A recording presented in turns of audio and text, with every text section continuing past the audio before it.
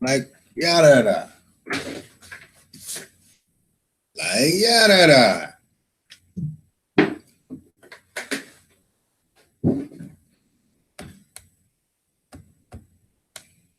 I'm gonna get on the notes.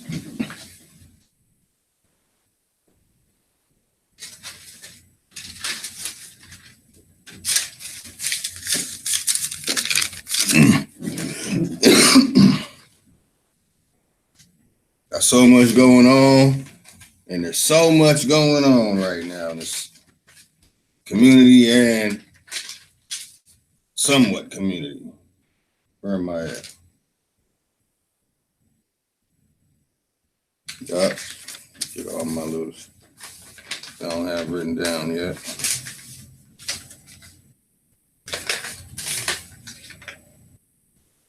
Like that.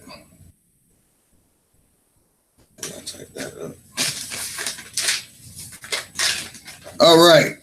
I know. I went ahead and went live first. Before having it all lined up.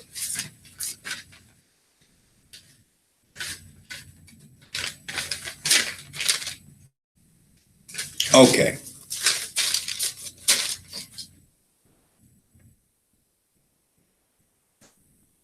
Let me get some people up in here. So I definitely need to have the discussion with outside opinion. Okay, let me pull that up. Now I know how to run my channel a little better than before. Okay, got that one.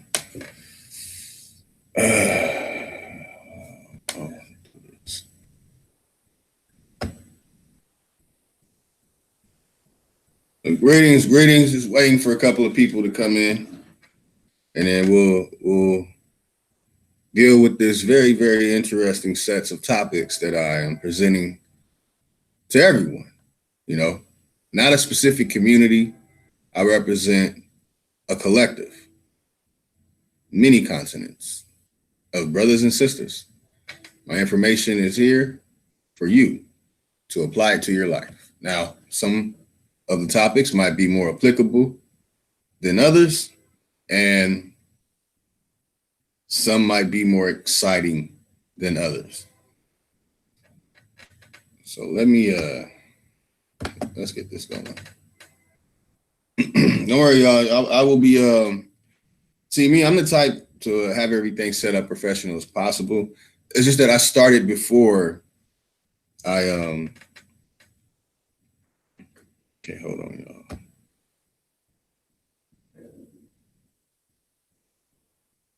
Let's see this first.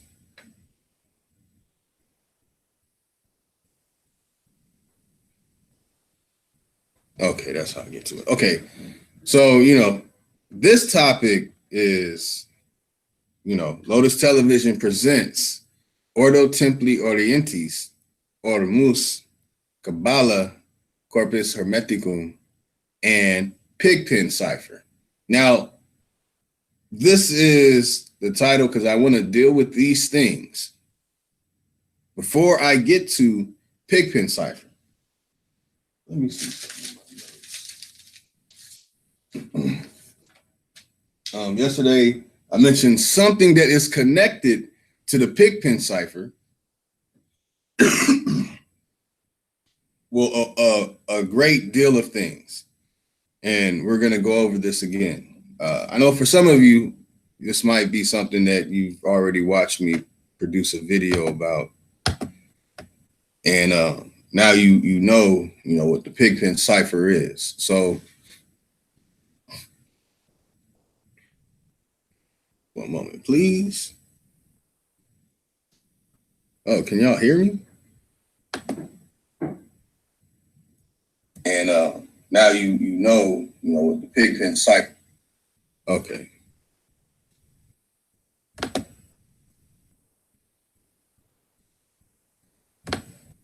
All right, I'm loading up slow. One moment, family. I just want to make sure I can see the chat and everything is right. There we go.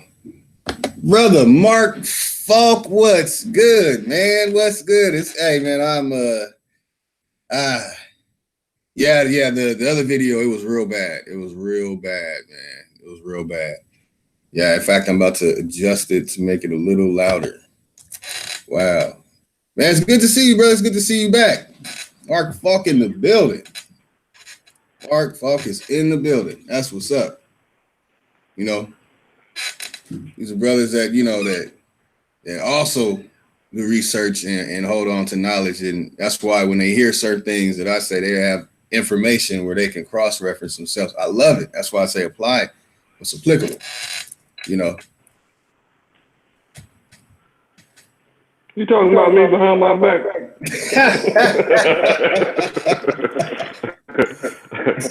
What's good, family? What's poppin'? Oh man, ready to get it in on this topic. Oh man, let me put this real quick.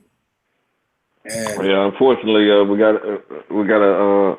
a troll over in another room, blocking people from coming over here. You know, with fake serious? Arguments. Yeah, man. Wait, is that the one that's always battling flat? Mr. Grimm. Right. Mr. Grimm? Yeah, he went crazy. Mr. Grimm, I'm cool, Mr. Grimm. Yeah, no, he's cool. Stop tripping, man. And I appreciate his intelligence and all that good stuff, but he's way too sensitive. Wow. And he starts spikes and doesn't want you to defend yourself forever. And he goes crazy when you attempt to defend yourself. Yeah, his best friend is Sanchez, so you already know. You say Sanchez, if you just utter Sanchez's name, man, he might curse for a whole 10 minutes straight. You talking about Sanchez, the flat man, Sanchez? Yep. Wow. You saying that his worst enemy is Sanchez, is what you meant to say. That's what you was being sarcastic. Sarcastic. Yeah, he tried that with me. He tried he talking about equinox. He said everybody on every latitude and longitude everywhere on Earth sees the sun coming up at due east and setting due west. I said, all you have to do is demonstrate it to me and prove it to me. No problem. Then I'll accept it. But your words, I'm not just going to take your word for it. I already don't like you as a person. I respect your you know what I'm saying, your intelligence and your presentations on your channel, but you know what I'm saying, you don't talk about these things on your channel. So why do you come over here and disrupt our conversations? Right. I'm gonna do a show on the origins of NASA and JPL. So I have personal experience into this because I went to the college that JPL received its charter. In fact, I've been in a room where those people who work for JPL, the first ones, where they sat down at. I've been in the class where they sat down at, and California Institution of Technology is right down the street. I've been all through there. I looked at Einstein papers, and Einstein ain't the only scientist that went through there. I mean, Jack Parsons just one. We already know about him. He was into that. He was into the Lama Society. He's part of that Aleister Crowley cult. Do what thou wilt by the whole of the law. That's what Jack Parsons was into. He created the whole of the law. Yeah. Mr. wants to blow a hole in the firmament. Wants to destroy heaven. That's crazy. Such a wonderful prophecy that they're fulfilling. According to the Bible, the Bible says that, you know what I'm saying, that all the stars of heaven are going to fall to the earth. And so I'm so happy that they're attempting to blow up the firmament. That's what they're planning. We were talking about that yesterday. Even Hillary Clinton spoke on it. Like we've made some dents or some cracks. We on our way. Okay, what video am I looking for? Oh, okay. Throw some little background music while we chop it up. Before we get into this, Ordo Templi Orientis, Ormus. I couldn't find anything about Ormus yesterday. I know. It's difficult. So what I did was I left my book at work. I work graveyard, so I leave this book at work, and on my break, I'll thumb through it for what I need and write down notes. So I was writing down notes. Like yesterday, I read, it was just this, and this. And that's what I read with the notes. But now, got to deal with all these, all the Ordos. I have all the Ordos lined up. So I'm knocking out anything with order in front of it. It's all going to get knocked down. You know, we're going to deal with it. Dealing with Opus Dei as well. The Octagon Society. So we're going to bust out Switzerland. I'm going to show some very interesting information. When I show the video on that, that's gonna really freak some people. I might have shared that video with you before. It's a video in Switzerland when they opened up. They created some giant tunnel to go from Switzerland to Germany by speed train, some new train that they created. And some people died in the actual mine that they did this in. And they did a ritual when it was complete. And if you see that ritual, it's going to freak you out. They was basically saying, this is what they were saying in the video, that, man, we could watch the most taboo of Satan rituals performed by any people on the planet. It was like, even the people in Africa could do some shit. This shit ain't got nothing on this, what we seeing here. It was so much imagery of things, man. And in the story of how they got into Switzerland, I'm telling you, family, man, when I get to that, and that's what I'm going to start it off with. That's tomorrow. That's tomorrow. That's tomorrow. I can't wait. Excuse me, family. So I'm a little turked out. Let me get turned back down. So yeah, I said, forget that. I need to bring the book, you know. Let me bring the book and read it. But you know, before his name, it's another name. So let me get this background music going. If it lets me. Come on now.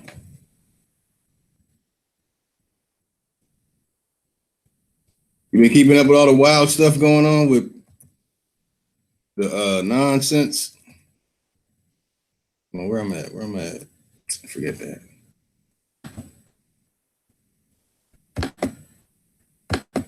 And I'm trying to pull some more people in. Brother Claim. Trying to bring some more people in, man. Gotta tell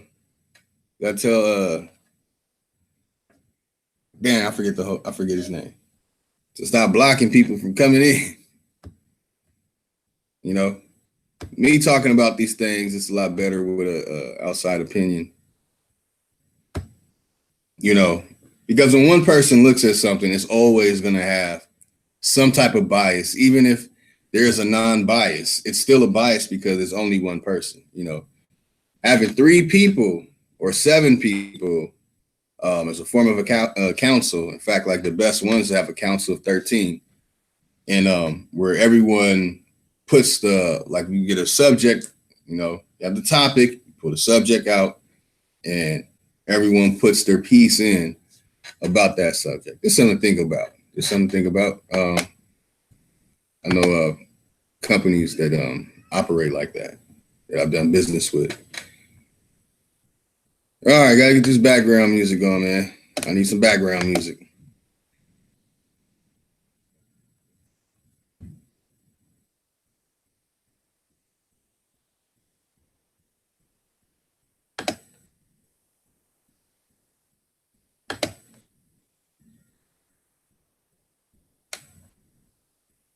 Come on. There we go. Mercy. Man, that took a while for it to get back. My phone was tripping. I'm gonna run this little intro real quick, family. You are now tuned in to the #1 investigative primordial empirical research channel on YouTube, Lotus Television. I'm your host, Lotus, founder of Black Lotus Civilization Broadcast on Blog Talk Radio. Today on Lotus Television, we're going to continue in our Pigpen Cipher on trial. It's just that before we can even get to Pigpen Cipher, we have to deal with these names. Now, I shared the names in the introduction yesterday. So what I want to do is every time I start the show, I want to go over these notes just to keep these notes circulating in the minds of brothers and sisters who have some type of concern for this subject and topic. You know what? People in universities at school right now are doing some type of paper that I guarantee involves some of the names that you will hear and some of this stuff. And of course, it's tied into secret societies. Again, let me get it close up as possible. This is the book that basically I've been using to pull things out and then look it up on the internet. You know, let me pull another book out to show to the family what we're going to be dealing with after we get past Grotto Pigpen Cipher and cryptography. Let me get this book. You know, and when I get back out of the Renaissance and into the Royal Society, I'm gonna pull another book out, but we'll be dealing with this book. You know, this one right here. So I just want to share with the family that, you know, I'm not just coming from the internet. I use books first. Then when I get back out of the Renaissance and into the Royal Society, dealing with the time period of the Royal Society coming into existence, then I will bust this book out. That's right. So you're definitely in for information. You're definitely in for some information that can benefit in some form of fashion. But let's do it like this. So welcome back to the Lotus television show. This show will live stream daily for the benefit of our species and progress of our greatest grandchildren to come. What I have set in motion is self-evident and profound. The fact that mind manufacture, mass produce will lead the way. Basically, printed technology has taken 3MP to the next level. 3MP has and always was a plan to remove labor force by creating machines to handle our daily tasks. So honorable admiration to the 5,000 elite, Olmec Nation, Aboriginal movement, and honorable admiration to our brother Lex Vortex, which right now we don't know what's going on, but and the Vortex Media family. Hopefully the brother can reach out and call. You know, we missed the show yesterday, but here we go. So yesterday we were dealing with Ormus and pulling off everything that we could with Ormus. And I actually asked our good brother a task, like, can we find something on Ormus, you know, in the Bible tied into St. Mark? And really there isn't anything. There's nothing. We can't find any evidence of Ormus in those records. Now, when I dealt with Contra Appian and the continuators, Ormus' name did come up as being actually Horus or Horus, or you know, and not Heru. So this is very interesting to deal with these things that are tied into Pigpen Cipher. That most people dealing with the Pigpen Cipher, some people even put out challenges to me that made no sense. I didn't see, you know, what was to be achieved by this challenge, or what good would it have been for anyone else besides us two knowing these things and sharing it? Because I'm sharing this information so the family can know exactly what it is that we're using when we deal with decipherment and brought forth by the Freemasons, which, well, we're going to dig into it. So this time, before we get into, we dealt with Ormus, tied into, what was it, the mother, the black coat? Yeah, the Black Virgin. Coat of the Black Virgin. So I want to make a clarification here, because just because I couldn't find anything doesn't mean it's not there. So I just want to make that clear. Absolutely. Now, Ormus is the one that is used for Order and Rosy Cross. Now, let me read some of Ormus out of this book. By the way, this book is called The Enemy of Secret Societies by John Michael Greer. All right. Ormus, where you at? Here we go. Okay, show to the family. That's interesting. It's pretty clear. That's good. So you can see, okay. According to an origin story circulated by 18th century Rosicrucians. So it starts off right there by saying that it's Rosicrucians who brought this story to us. That's why it's according to an origin story circulated by 18th century Rosicrucians. The founder of the Rosicrucian order, an Egyptian priest. So now get this. We started off with Krateropoa, which gives us the initiation process, and it goes to be achieved in being a Kemetic priest or ancient Egyptian priest or following the priestly order of ancient Egypt. Well, we find it that it's in contrast to the Pigpen cipher. And I'll show you in a moment after we finish reading Ormus. And he was a mage of Alexandria who was converted to Christianity by St. Mark in the year 96 CE. Now, this is what I want to say. To my knowledge, that his name is a different name. So that's why I need to find if there's stories that correlate. It might not be this name, but at least to have evidence of a story of this where a person in Egypt converted to Christianity, because this is very important. And I myself take this as evidence. There's no citation needed. So there's something going on here that's important that might have been kept from us. Okay, so he allegedly reformed Egyptian magic to fit the teachings of the Christian religion, and founder of an order called the Society of Ormus to pass on his teachings. He was also known as Ormisius.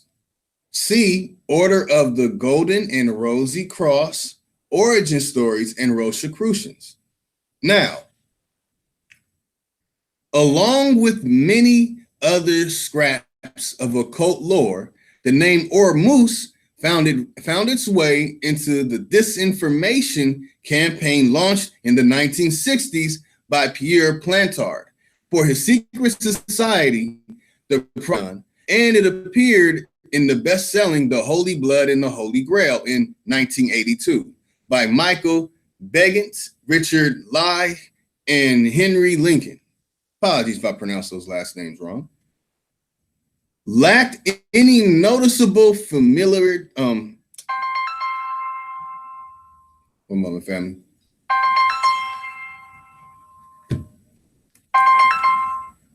Okay. Familiarity with the occult traditions Plantard used. They offered no explanation for Ormus, but proposed that it was probably something very important. See, Priory of Sion. As rejected knowledge, now remember we actually talked about some of this yesterday. So as rejected knowledge abhors a vacuum, explanations soon surfaced. One of the more colorful describes Ormus as a mysterious substance, an alchemical form of gold that can be produced from plain water with mysterious powers, including the ability to teleport from place to place. See Alchemy, Rejected Knowledge. Now, we actually covered that, but we didn't, dig into that part because it says that there's disinformation. And it's very interesting that the Holy Grail story and all that's also tied in on the disinformation side. Okay. I need to put that on repeat. Hold on, y'all.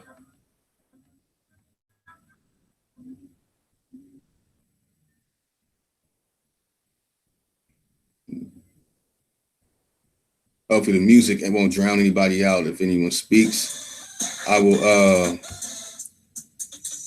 mute my mic, of course.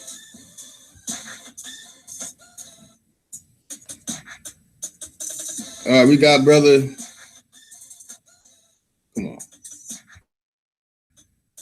And our brother TN.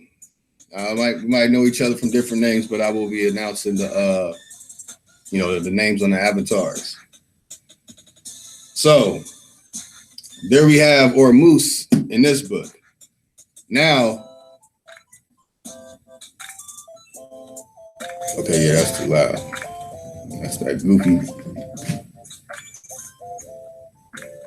Hold on, y'all. Let me get everything right. Let me adjust everybody's audio real quick. That's Zulu, by the way. He's Kirsten, he's a student of G-Man. Oh, what's good, Zulu? Yeah, I'm good, man.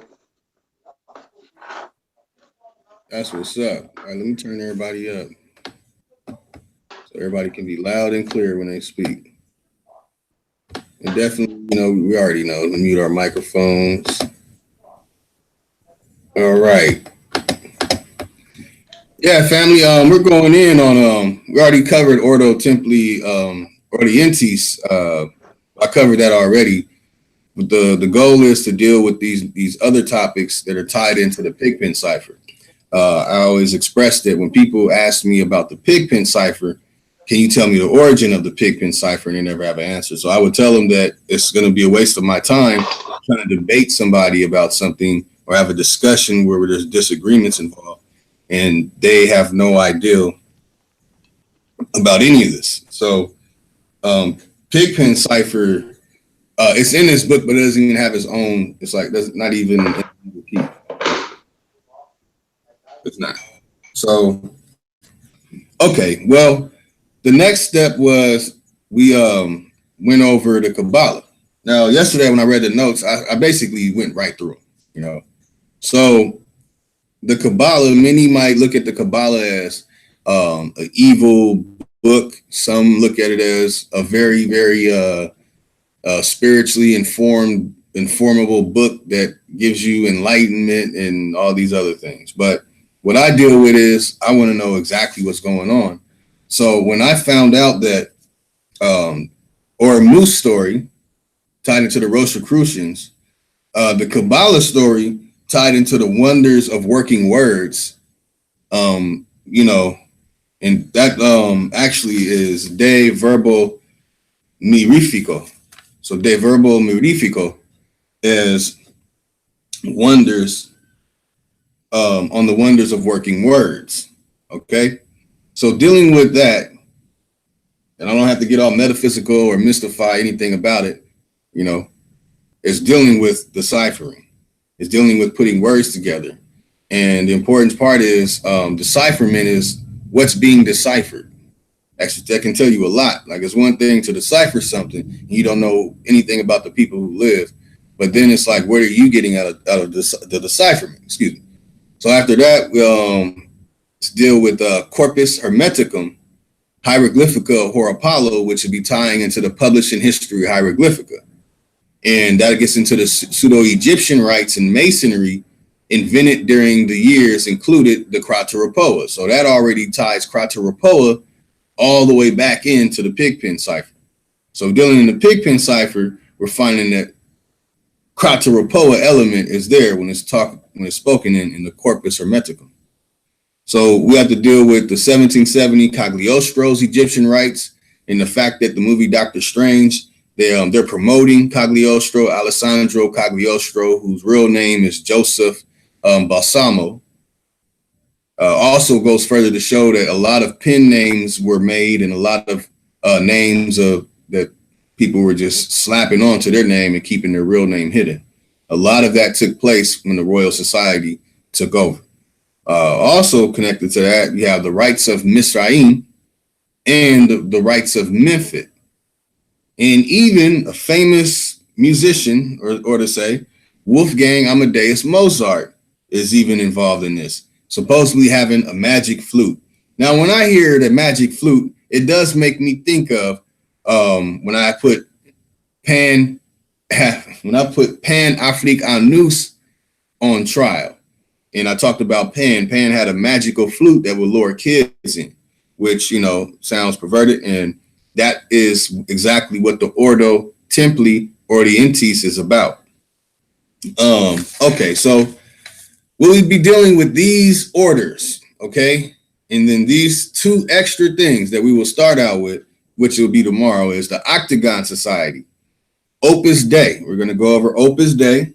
We're going to go over the Order of the Camel, Order of the Moses, Order of the Nine Angels, Order of the Amaranth, Order of the Eastern Star, Order of the Garter, Order of the Golden and Rosy Cross. So that means that we're going to dig right back into Ormus. So we'll be digging into everything, showing how they're connected, showing without a doubt that the people that put these things together had a system in place. They didn't just come out and find a Rosetta Stone and just start. No, they had a system in place already. What else? Okay, we have Order of the Happy, Order of the Helmet, Order of, hold on, y'all. Order of the Star in the East. You know, when people make the terminology, the phrase to the East, that's what that's talking about. You have Order of the White Rose, Order of the Woodcutters, and the last one, well, basically, is Ordo Novi Templi. So we'll be dealing with the Ordos and all these things that are connected to Crateropoa, Pigpen cipher, and cryptography. All right. Any questions before we start digging into this? Not yet. Perfect. Brother Zulu. All right. Let me read this. He answers no by silence. He would. That's right. Science is golden. Hello. Hey, how's it going, Zulu? Before I couldn't press the unmute. Yeah, I know you're always busy. You're a busy man. Coming and participating. I know this is probably a little different than when you hear me talking about in the back chats. Yeah. Very complex.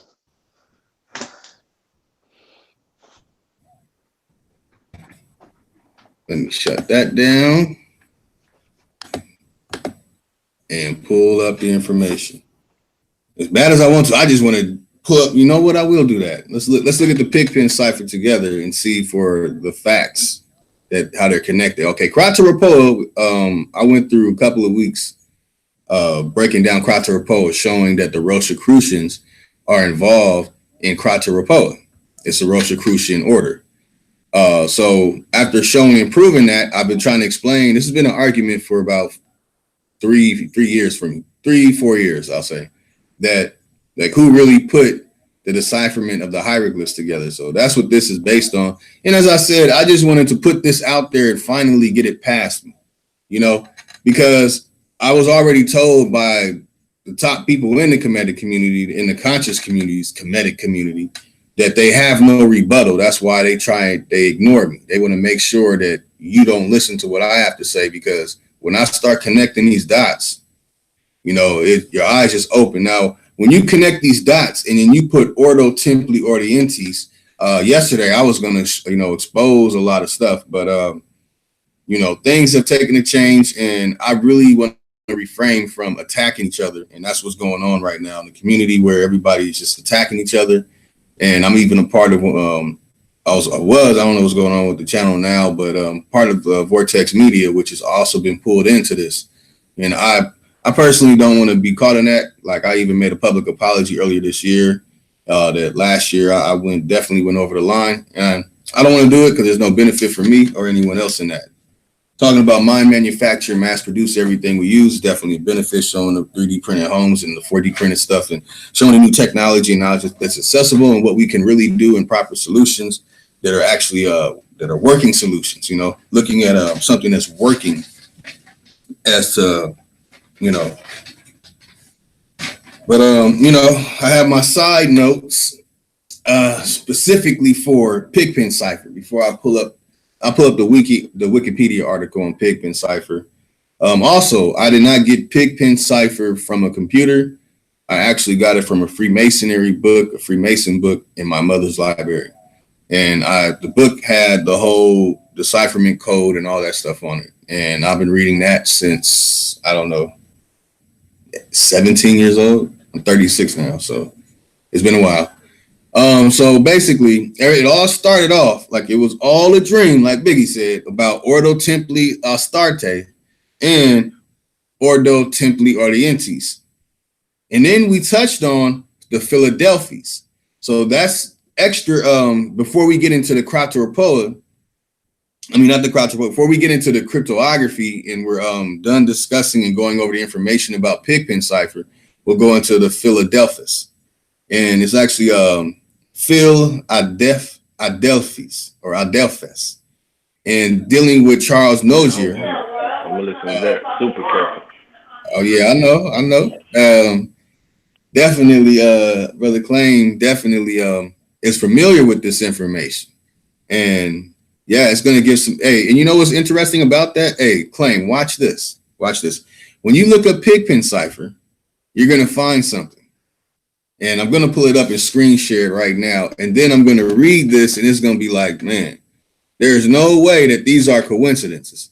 They can lie and say that the whole Chancellor Metternich, and now people called it Metternich, and then Charles Netter took over, and then now they call it Netter.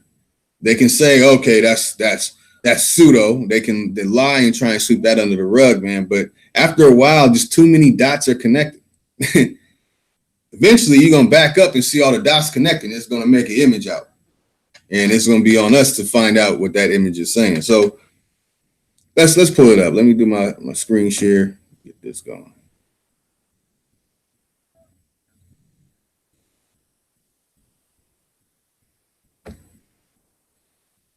I need to set it on repeat. Is there a way on YouTube you can set it up for repeat?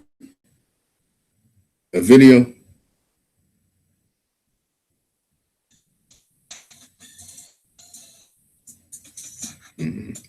Okay, so let me pull this up, y'all. Pull this up and go over these notes. All right, Pigpen Cipher. My bad. I'm making dinner, so I'm in and out. Yeah. All right, family.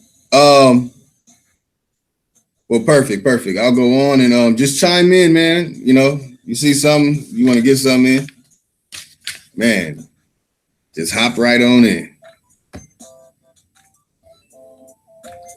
All right, got my little beat with the happy music in it going.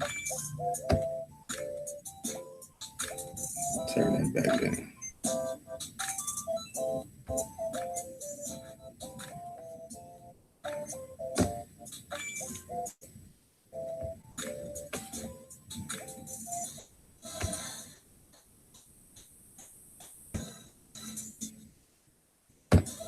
Oh, come on. Hold on, y'all.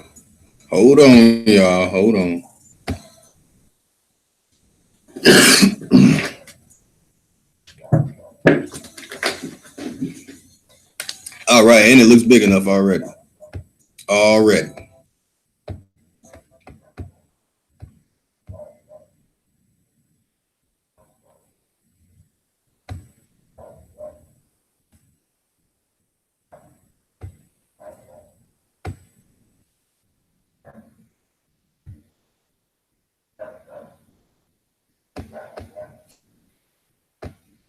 Okay.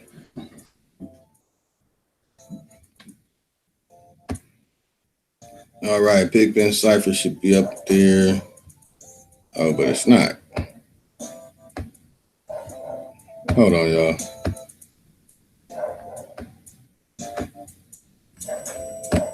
Apologies for the time it's taking to get it up. I sound like an old man on a date.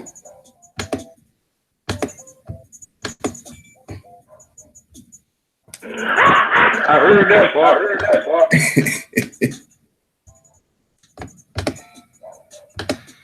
My screen share is tripping right now.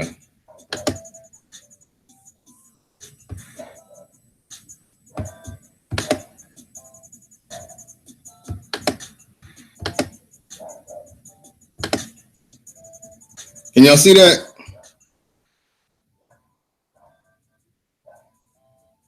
I'm not near my phone. I can't see nothing.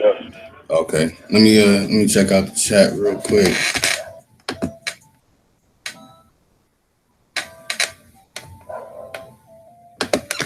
Right in the building. Hassan Yabwile, what's good? What's good? What's good, family? Root words.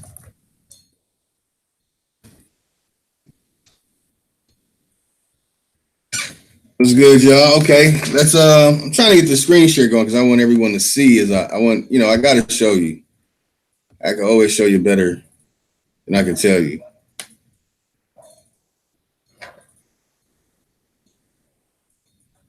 All right, I don't know what's going on with my screen share. Yeah, flat power to the audience out there. I see root words out there. That's right. Root words in the building. Flat power. I know they get mad when I say flat power. Still rocky. I don't got nothing against my flat earth brothers. Some of them get a little radical with it. All right, what's up with this? I don't know, man. I've never had this issue. That's new for me.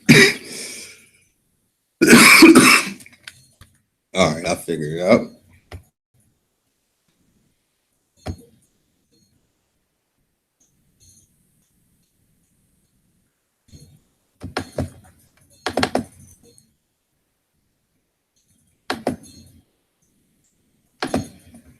I don't get it.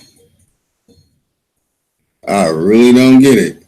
Y'all can't see that, can y'all? Pigeon Cipher. Pigpen Cipher. Yeah, I can see. Oh, okay. Now it's up. It's probably been popping up. We saw it ages ago. Perfect. It's been working. We saw age go. Yeah, I didn't know you were doing, so I was just listening. So I should have said something. Sorry. Nah, we all get it.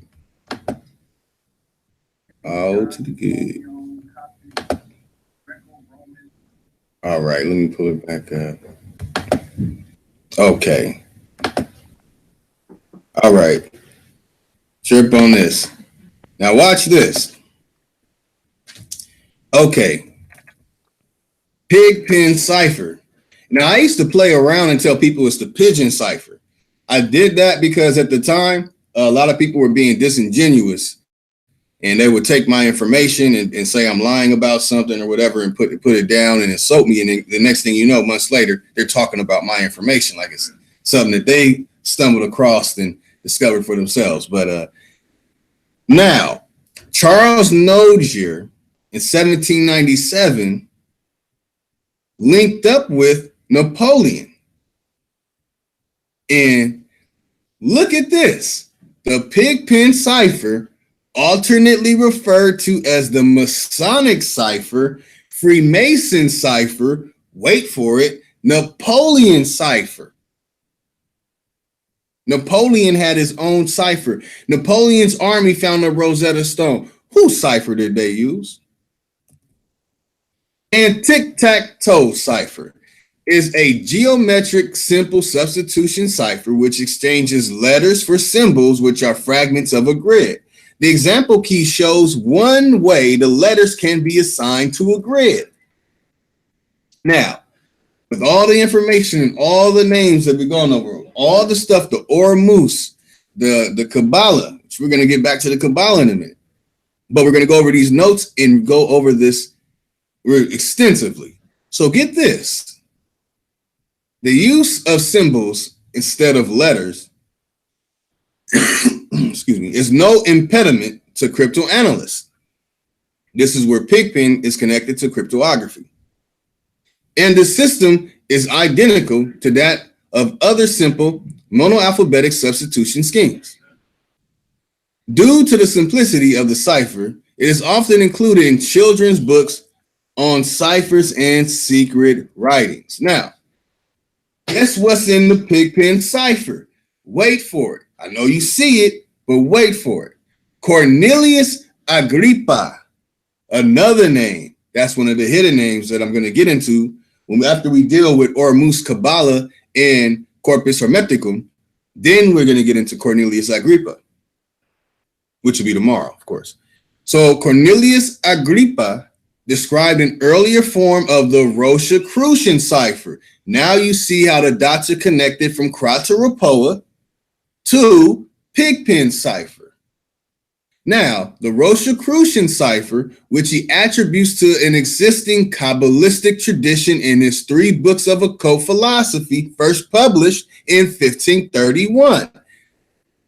Now you see why the Qabala is brought in. But this is the years of 1531 in the 16th century.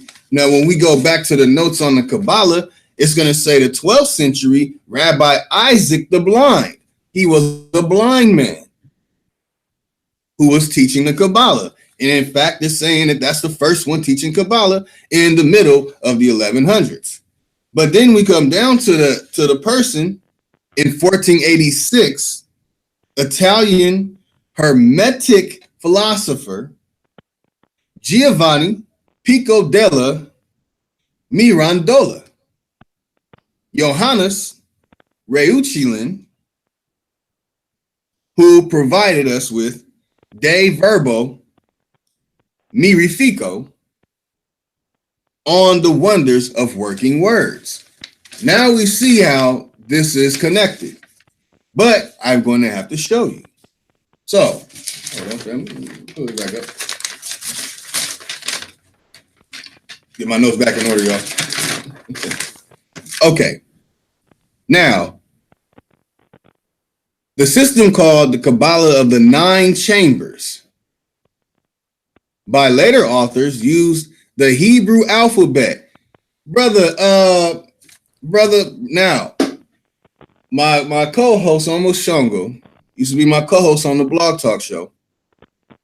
During, after the Kemet on trial, there was information that the Kemetic community did not want you to know about, and it was what we were sharing with them. They did not want you to know these things. Now you see here in Pigpen cipher that this system called the Qabala of the 9 Chambers by later authors used what? The Hebrew alphabet rather than the Latin alphabet. And that's why when all critiques were silenced on the way you decipher the hieroglyphs, after it was silenced, what happened? Only a hieroglyphic alphabet was produced using Hebrew. Oh boy, it gets better.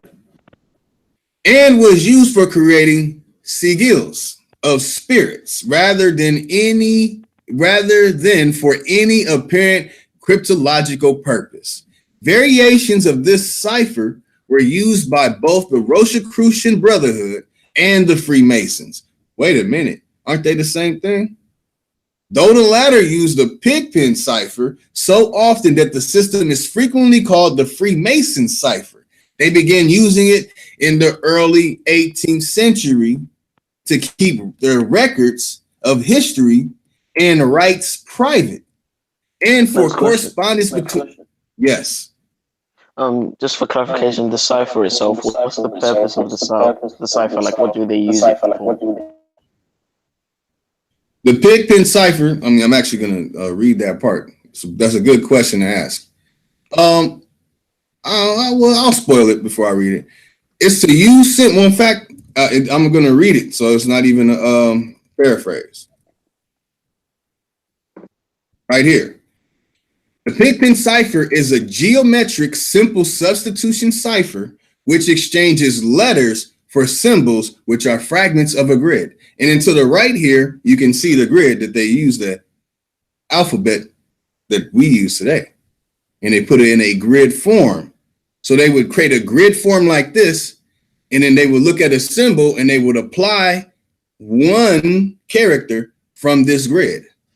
The example key shows one way the letters can be assigned to the grid. So when people say they don't know the keys to how they deciphered meta-netta, guess what I just gave you? The key. Good question, family. They begin using it. Also, does that answer your question? Kind of. I mean, I'm just still trying to understand how it works. I mean, it's very first time I've ever seen it. I mean, I was trying to think maybe did they use this to conceal a message, or is it like some kind of code, or yes, it's a code. Absolutely. So what happens is, okay, you have a grid where you already know and understand what the symbols mean in your grid, right? Then you have symbols. Now the symbols that you're using do not mean what your symbols in your grid mean. So it could be a coconut, a pineapple, a watermelon. You're gonna pick a character from your grid. In fact, let me show the grid as I explain this. You're gonna pick a character from this grid, as in A, B, C, D, E, F, G, H, I, and all down the rest of the alphabet. So when they look, here it is. Here's a primary example for you. When it comes to the hieroglyphs, they use the A to Z system. They use the alphabet system. Ancient Egyptians did not have an alphabet. They have never found an alphabet. And after going over all the information that I presented, you might not have seen it, but the information that was presented, that when they went through Egyptomania from 1798 to basically 1924, or 1919 to 1924, that they did not find an alphabet. And there was evidence showing and proving that those Rosetta Stones and the Canopus Stones are not ancient. But that's another story. So what happens is this. You have a grid of letters that you know what these letters are. Then you have an ancient symbol that you find on the wall. You don't know the sound of that ancient symbol on the wall. Only thing you know is if you can describe what you see on that wall. If you see a bird, then you're looking at a bird. So what happens is they took this grid, instead of you saying that this is a bird or the type of bird that it is, they said, we're going to put the letter A on it. So now they have put a tag on it, so they can categorize it. To categorize. They use this to actually, they use this to translate the hieroglyphs? Yeah, absolutely. This is the only thing they had. I didn't know that. This is the system. This is why this is being talked about. Krataraphoa showed you that before they had the Rosetta Stone, that they created the whole Kemetic ancient Egyptian priestly system, and the Freemasons used it in the 18th century. That's what actually, when you go down in the Pigpen cipher, this is what you're really dealing with. It's the side notes, what I've been reading, you're going to notice that you're going to hear Rosicrucian, you're going to hear Hermeticum. All these things are tying into Egypt. All of them. Each and every single one of them. If you go look at any video of an Ordo, Templi, Astarte, you're going to see little figurines of Heru, Osiris, Isis, and Tahuti, and all kind of other stuff. You're going to see nothing but Egyptian stuff, or ancient Egyptian type of things. So all this is interconnected. And that's why I categorize it as Krataraphoa, then Pigpen cipher, then getting into the cryptography. I hope that helps you understand. Yeah, that makes more sense now. So when I put these list of names, I really want to go through these names real quick. And these are names that we're going to go over. Over these names, because they will be popping up as we go through the research. Okay, so you have Jacques Joseph Odette from 1809, and he was the one that rebelled against Napoleon. And another title for him was Fidelfi or Adelphi.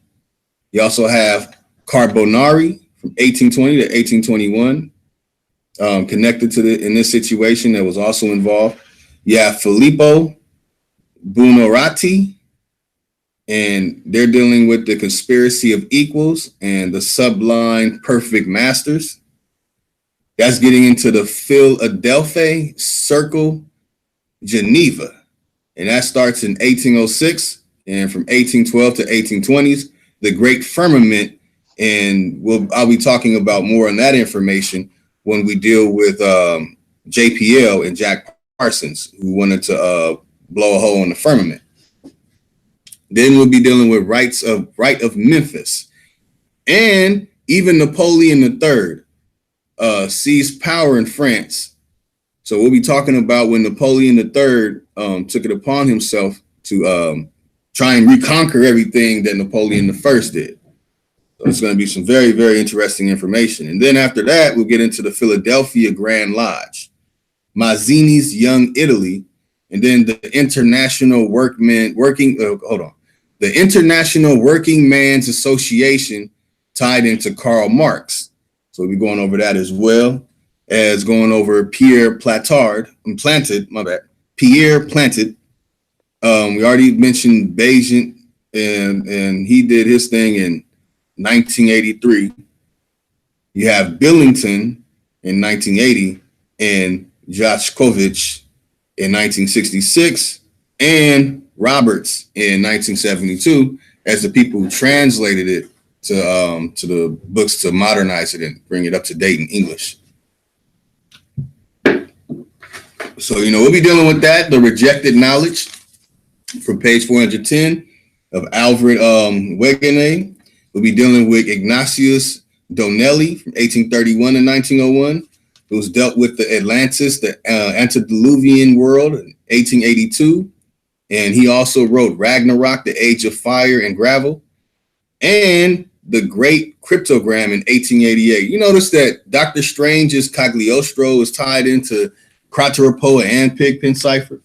And you have Ignatius Donnelly, 1831 and 1901, and he wrote Ragnarok. What's going on here, man? Something funny about that. But anyway, we'll also be dealing with another name that is pretty much big and hidden, like Philadelphia, because it's tied into Philadelphia, and that's the Filike Hectaria. We'll be going in on that as well. And everything I just named, you can find in this book I have called The Element Encyclopedia of Secret Societies by John Michael Greer. Now, where we left off on Pigpen Cipher was after. You got excuse my ignorance here. Quick question. Yes. It's gonna sound really, really simple, but was Philadelphia the capital before it moved to DC? I don't know. I have to look into that. I have to look into that. I can't even give you an answer for that one. Okay. Because I know the capital wasn't more inland than on the coast. Yes. In northern than Washington D.C. Now I'm on top of my head. I need to think of exactly where Philadelphia is. I'm trying to think. Man, that's something to look into, definitely. Because this is dealing with periods around this time. This is how far Pigpen Cipher goes back. It's dealing with periods, in the 17th century, actually. I'm actually about to read it right now. No, that's something that that's what I'm saying. They didn't pick them names by just by pulling them out the hat. You know what I'm saying? Oh no. All the names. Philadelphia was the top dog, and then they got their capital as Philadelphia here. That's right. If I'm correct about that. You know what's confused? Some surprising me. I didn't think how much the Freemasons and the organizations are involved in historical findings and historical education. I didn't think they were that much involved to actually interpret the whole language, in the way we understand it today. It's actually quite scary how much things they control. You'll be shocked, man. You'll be shocked. And this also answers why people don't want you to know who they don't want. Put it like this: people don't want you talking to me and talking about this and repeating this stuff. They don't want you doing it because a lot of people that are in what we call the conscious community are out there acting like they're for the people, but they're really behind this. This is what I'm giving people. What I'm giving our family is this: No That's argument. including Israelites, and that includes pastors of churches. That's everybody. Everybody can get it in that situation. Anybody most of the people who are Freemasons, not all the Masons, but I know all the Freemasons are tied into this. And the ones who went both to school were head people in the fraternities that are Freemasons. Those are the ones on top that are calling the shots. They're the ones directly answering to the Council of 10 or whatever they call it.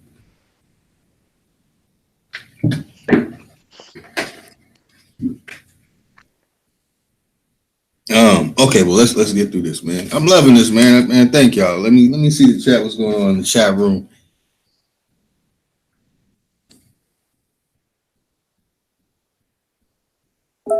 I'm looking up right now how to write a Pigpen cipher. I just want to visually see it myself, like the creation of it. Oh yeah, man. And another thing too, I'm not putting this down. You know what's funny? The reason why I would argue with people in the Kemetic community talking about metanoia, the only argument I had was this, that they were keeping this information I'm sharing with everyone, from everyone. They wanted to make sure you did not look up Krateropoa. They wanted to make sure you did not look up Pigpen cipher, and they definitely don't want you to know about cryptography, cryptoanalysts, binary code. We're going to deal into the high sciences of mathematical equations and all that. We're going to deal into how you can crypto. This is some information that is actually valuable for people who create computer programs in their own systems. So it's very valuable today because that's what they're using. They're using these systems. And when I have videos where where I was showing the information on Pigpen cipher, and I showed the tools. Now, the Tom Hanks movie, where he uses some type of machine, the name of the machine slips my mind at the moment. He used a machine that he had to decipher and get a name out of it, that the ink would break and it will erase the message that was put on the that was encrypted into it. That's actually connected to the Pigpen cipher and connected to the cryptography. It's one of the cryptography tools and cryptoanalytics. Excuse me. Well, let me get through this real quick, family. There's something tied into this is an important piece of history with Pigpen cipher. So that means like this holds value in so many different ways.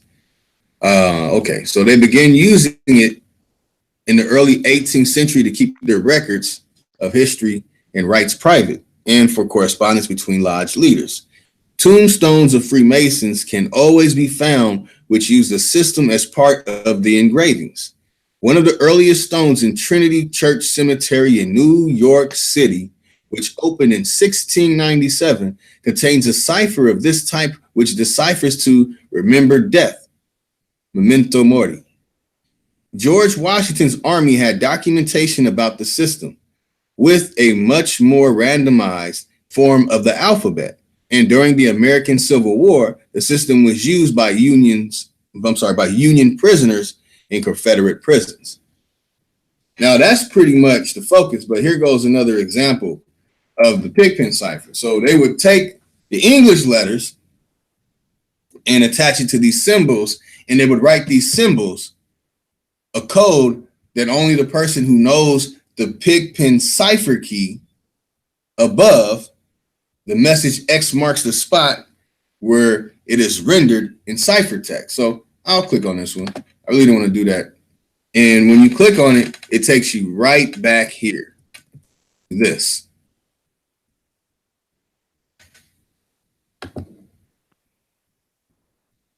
Right back to the Pigpen uses graphical symbols assigned according to a key similar to the above diagram. Now, I'll skip this part. I love reading all of it. I've read it so many times already. But I want to read the parts that are focusing on specific names. Okay. But let me let the family see it so they can pause and see it. This is basically breaking down the whole grid structure, you know, the way that they use it. Okay. Now, it says that another system used by the Rosicrucians used a single grid of 9 cells and 1 to 3 dots in each cell or pin. So ABC would be in the top left pin, followed by DEF and GHI on the first line, then groups of JKL, MNO, PQR on the second, and STU, VWX, and YZ on the third. When enciphered, the location of the dot in each symbol, left, center, or right, would indicate which letter in the pin was represented. More difficult systems use a non-standard form of the alphabet, such as writing it backwards in the grid, up and down in the columns, or a completely randomized set of letters. The Templar cipher is method claimed to have been used by the Knights Templars. It uses a variant of a Maltese cross. So here we can see from the Knights Templars what they were using. That's how far back Pigpen cipher goes. And as you can see with Ormus, it's actually going back to the 1st century. So when I was dealing with some people who were being disingenuous about Pigpen cipher, and I said, look, man, if you can tell me the name's connected to the origin, I will literally get in a live stream and debate. And the person couldn't, because what happens is I would put this information out, and a lot of times I was dealing with the ignorance of a lot of people. So I would put this information out, and instead of saying Pigpen cipher, I would say pigeon cipher. You know, I would if basically what I'm saying is people play games with me. I said, let me find a way where I can put the information out and make it difficult for them to find it and look up the information themselves. That by the time they do find the information, they're going to find out that I didn't even find it or get my core source of my information from a computer. So that means that I already know what they're going to find and what they see and what they're looking at. I did that for this specific thing just because dealing with that. That was last year. This is a new year. This year, I'm here to show you what these things are really about, show you where they really come from, the information available. And, you know, if you're into learning about the whole hieroglyphic thing and what really went on and all this, you know, so forth, then yeah, you definitely can use this. So you're gonna publish the info before they can jack it. Before the what? You're saying you're gonna publish the information before you can jack it, before they can jack it. That's right. That's right. Out of the Renaissance and into the Royal Society, I will deal with all of this. All this. Yeah, but Lois, I actually looked into YouTube videos how to actually do the cipher, and I posted some pictures in the chat. It might help the people that are watching. I was actually able to see each letter and symbol for each letter, and it kind of reminds me of a Morse code kind of like system where, you know, different sequences make per letter. I've just been looking at it now, so it's really smart. If you check in the chat, I've put pictures in there, but yeah. Okay, let me get in there. Wazoo, what's good, family? Shalom. Shalom Azoo. Shalom Azoo. Break it down to Pigpen cipher, man. I just read that basically the keys that they use for metadata, that not only was it used when dealing with, okay, now I can see the images, Zulu. All right. That when like Almost Shongo mentioned that they used the Hebrew for the decipherment of the hieroglyphs. That not only that Hebrew was using it was also used even before that. Okay. Trying to say that's my best my ability. Okay, here we go. I see it. How to write in Rosicrucian cipher, exactly. Now this system, like they're saying, they're using this system and they're putting symbols next to it. So all you have to do is remove those symbols they're using and then put hieroglyphs there. That's all they did. It's nothing that's really complicated. It's just that the Kemetic community doesn't want you to know this, because then it makes that what they're putting out there to make it all mystically and magically, like you don't know how to decipher it and speak it. This makes it simple. This shows you how simple it is and how simple the tools that they use to do it. Defeats and removes them too. So Lotus, if they're actually interpreting the hieroglyphs falsely by, you know, using their own agenda, how do you actually interpret the hieroglyphs to what they actually mean then? I would use for the animals, I would study flora. I would study ecology and biodynamics. So basically zoo type, and if I see the animal, then I would think of everything the animal does, because the person who made that hieroglyph, we don't know exactly what he was thinking, besides that this is a bird and the bird does these things. Now, we'd have to know all the things that we can observe with our eye and see a bird do. So I would say, instead of putting a letter to it, we would have to put a whole story to it. If I see a hieroglyph of a person's face, how can someone put a letter next to that? Why not just call it face? So I'm going to take two letters and put it, but when you look at it in your mind, you know what you're saying? Oh, that's a face. How can someone decipher a face? And I love how Anuket was asking a lot of people in, the priestly orders and the meta-netter scholars that everyone talks about or whatever. She asked them those questions and they were all stuck. You can't decipher a face. How do you decipher a foot or a hand? How do you decipher a hand? Like these things, and then people will get metaphysical. Oh, well, the hand means this, that it's giving you something.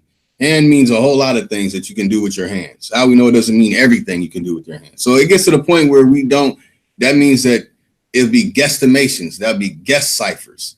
And when you do guesstimation and guess ciphers, that's when you fall under a category that I love talking about, which is called pseudolinguists and pseudoscientific language comparisons. My favorite. Does that mean that everything we possibly know about Kemet, in terms of historical stories and documents, could they all be falsely interpreted based on this evidence? Well, I mean, it could be falsely interpreted, but also like poems and like writings.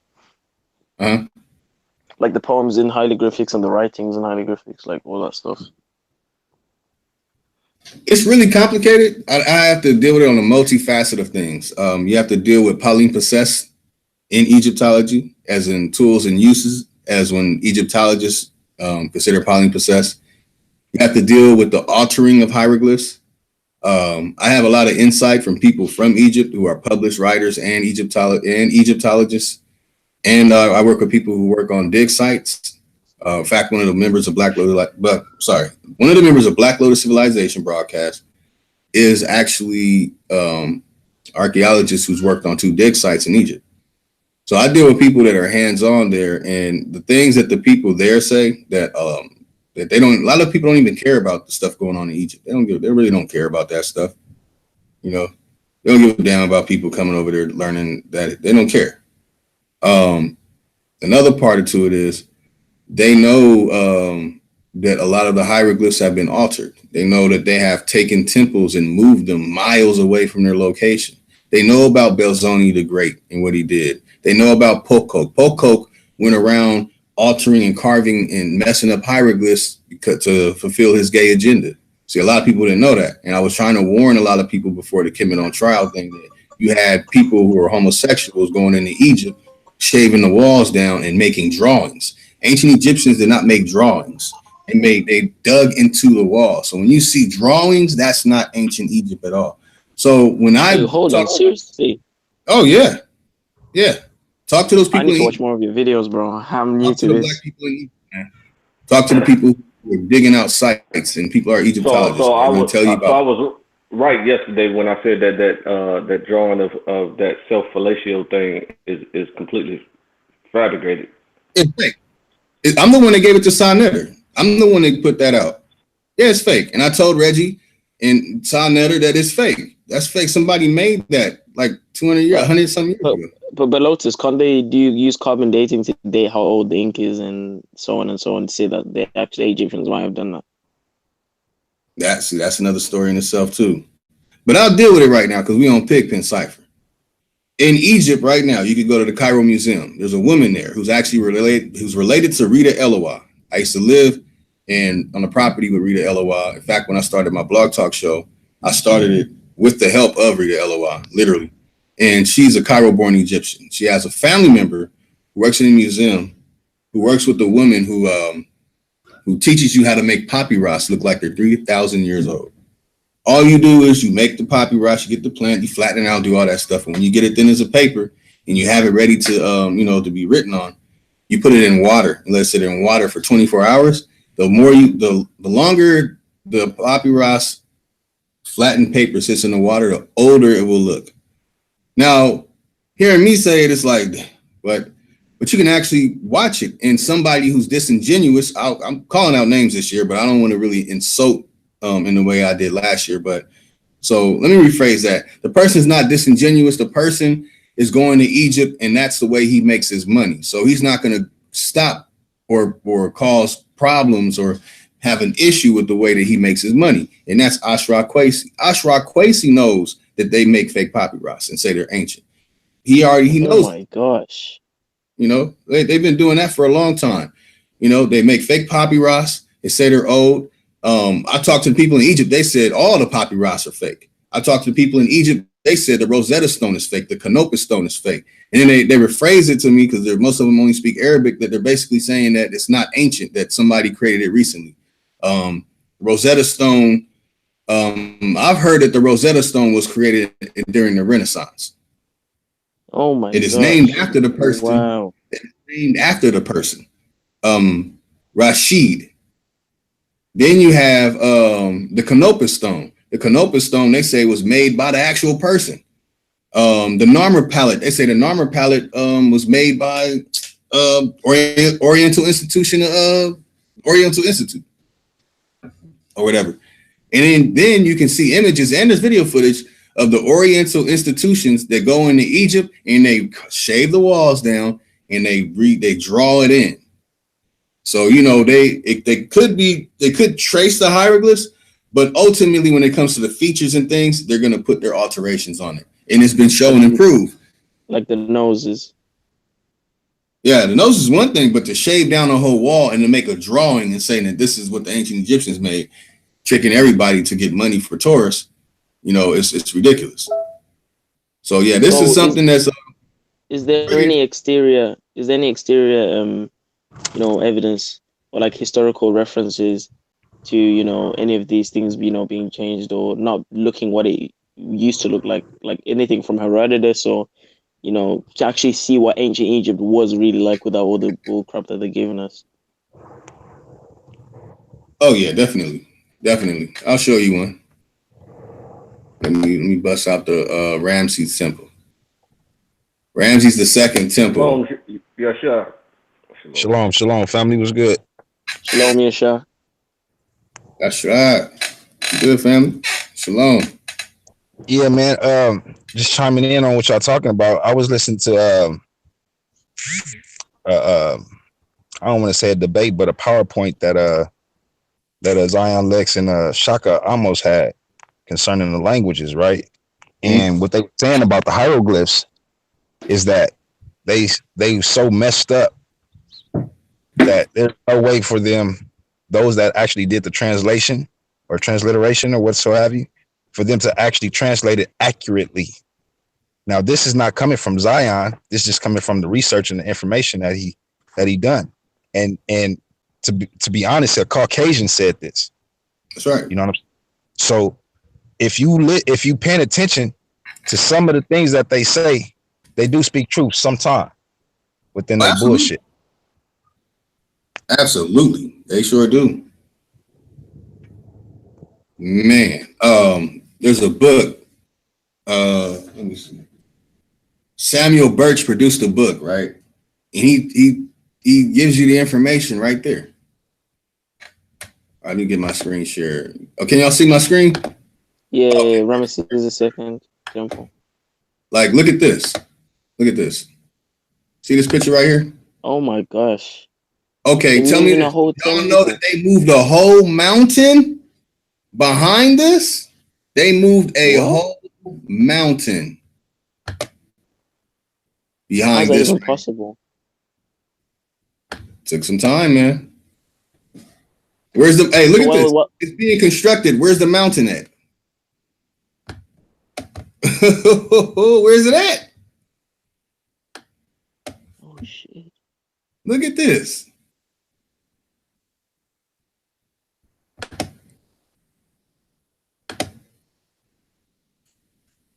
Tell you, man, and I have terrible movie prop. so many temples I could show you that they did stuff like this too. Pocock made drawings of what Egypt looked like in his time. Nothing the way it looks today. seriously. Oh, Coco, can I see them? Listen, hey, go back to your screen, and then go back a picture. I want to point out something. Okay. See, what I want to point out is the fact that you had almost, it looked like the whole city was there to see this museum being finished. Mm-hmm. It was like a trail, a nice little train of them. Okay. You know what I'm saying?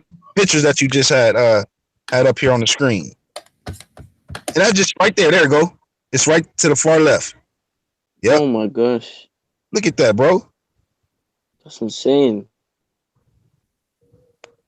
Hey, when I told people stuff like this, he's pseudo, he lying. And really, they was like, damn it.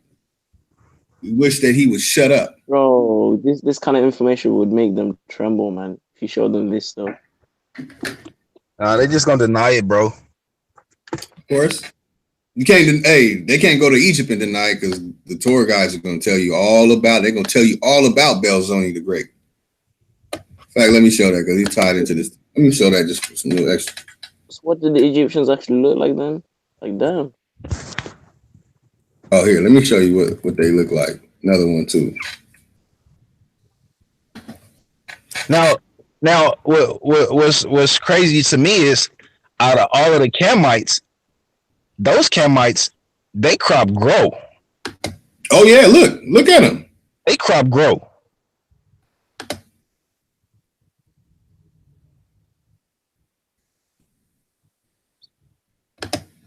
These are the North. There's a lot of people in Egypt that people in the Kemetic community don't want you to know about. They don't want you to. So listen, I was checking out this documentary one of these Pan-African brothers had posted, and he was talking about the Amazon women, right? Mm-hmm. And he was stating that the Amazon women were basically they started a rule basically in ancient Kush, Aksum, Ethiopia, if that's what you want to name it. Mm-hmm. So when I go back and I check and I do the research on it, it makes sense that they actually rule, because if you understand the rule of Ethiopia, it was always ruled by a woman. It was never ruled by a king until Queen Sheba actually had King Solomon's son. That was the first king of Ethiopia. If you understand the history. That's right. You know what I mean? If you go back deep enough and you dig and you find the right information, you know what I'm saying, and you don't deal with the pseudo, I promise you'll find it. So that just makes sense to me about who these true Amazon women were. They was not Amazon. Those were actually those so-called Nubian women, warrior women. You see, Lotus, I thought the Egyptians were Negroid. I'm a bit surprised now. Look how they look. Look how they look. Well, you want to call themselves Arab, because if you call yourself Arab, you're calling yourself a descendant of Ibn Arabi. They have names, you know. In Egypt, they're called Quara. That's why right now we're looking at the Quara people. Right. So look at this. Those could be your descendants of yourself. That's right. My peoples. Look at the Quara people right here. There's an albino right here. Look, Quara people produce albinos. Oh my gosh. So wait, hold on. That kills that color thing that everybody yelling. It kills it right there. The Kemetic community don't want you to know that. So the Nubians that they killed, or the Nubians that they enslaved or, warred with, would they be more resembled to us? No doubt. Shemitic. See, this is the reason that this is the same thing that took place with the slave shit that just took place in Libya. They was not transporting and and selling slaves of African descent. Man, it doesn't change, bro. It's just the time. That's it. They know who we are, and they know who they are. Yeah, I always try to make a distinction there to try to be sure that the audience comprehends that you're talking about Hermetic descent. Right, correct. According to our language, his name is actually Cam, but according to the heathens, we know him as Ham or Hermetic.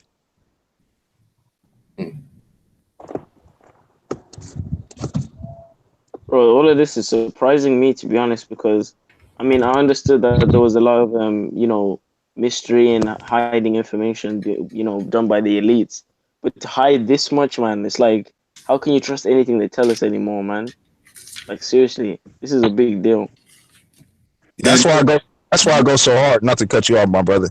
That's why I go so hard on our brothers. You know what I'm saying? And they look at it as disrespect, but it's like, nah, it's not disrespect. It's that at this point in time, you should see that the politicians has no good will for us. Nothing.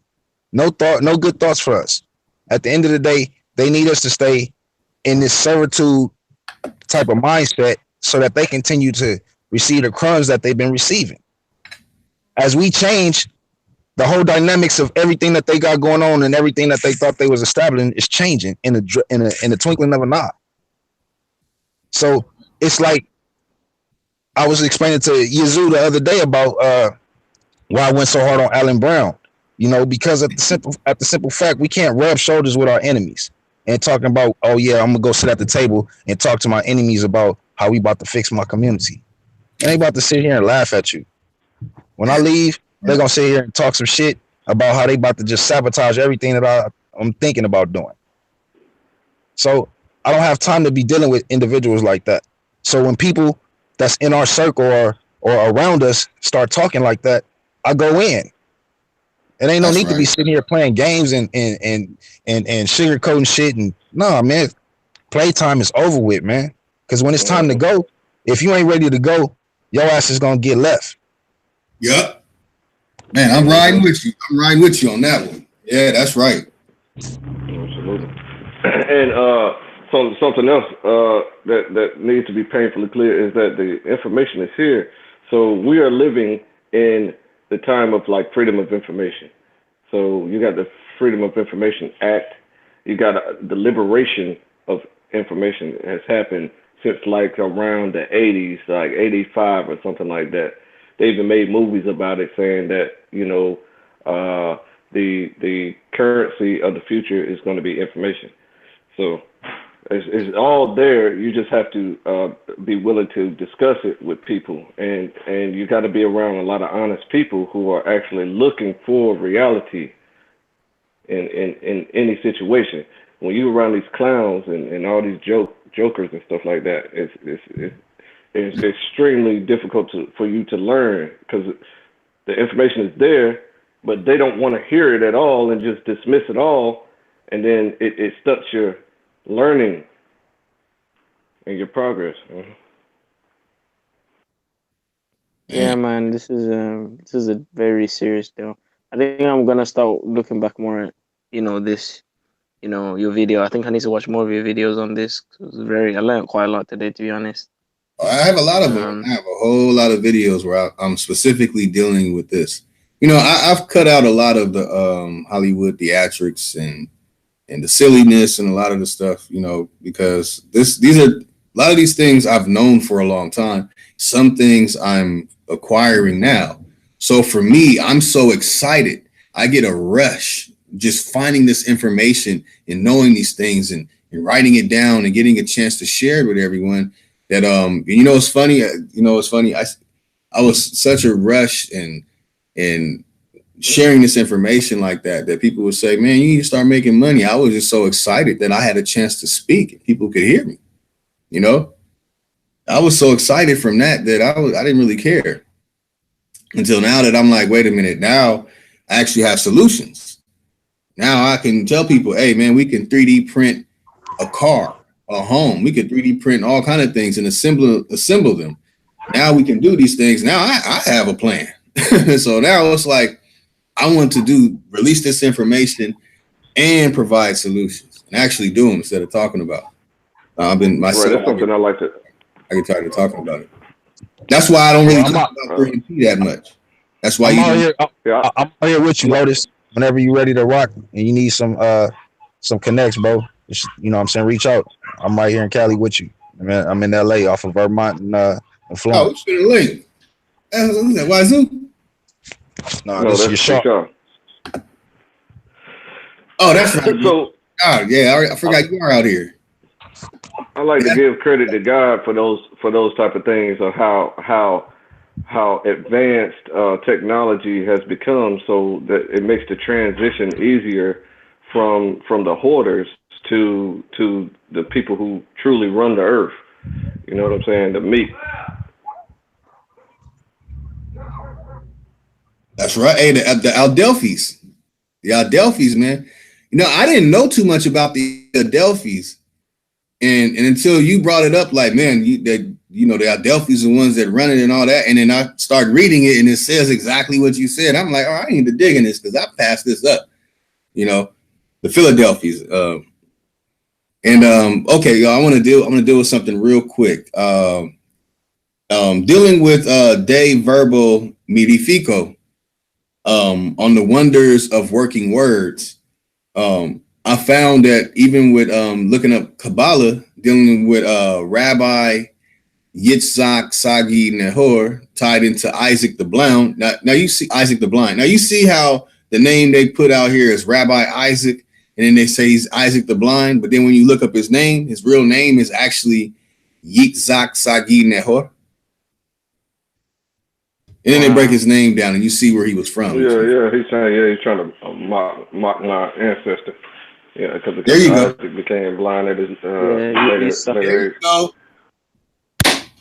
That's what I'm talking. That's why I wanted to bring my Hebrew Israelite brothers in on this, because it's needed, you know, because I won't have that insight like that. I don't remember a lot of my teachings in my theology. I'm just now getting back on learning Hebrew again and digging into this information. I wrote down it all. I wrote down. Now I might even say it wrong. In fact, let me show y'all. Show my screen real quick. I'll show my notes. No, this stuff is intense, man. I wasn't ready for this. Hold on. Hey, let me see if y'all can see it. Wait till you start digging and you start allowing the Holy Spirit to reveal His truth to you, bro. Like literally. That's what I'm on. Like as you study within yourself, and you take the time and you put yourself in a space where it's just you and the Most High and your information, that, man, you gonna blow your mind, bro. That's where I'm at, right there. Yeah, man. Right there, what you saying? That's where I'm at. You know. That's why can't nobody deny, like people can fight against it, but you can't change the truth, bro. You just can't. And more of our brothers and sisters is understanding it. And that's because they being taught by the Most High, bro.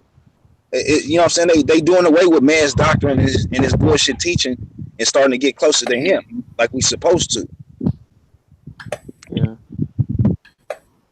That's right, man. That's right. Definitely. Like, so I need y'all help on this.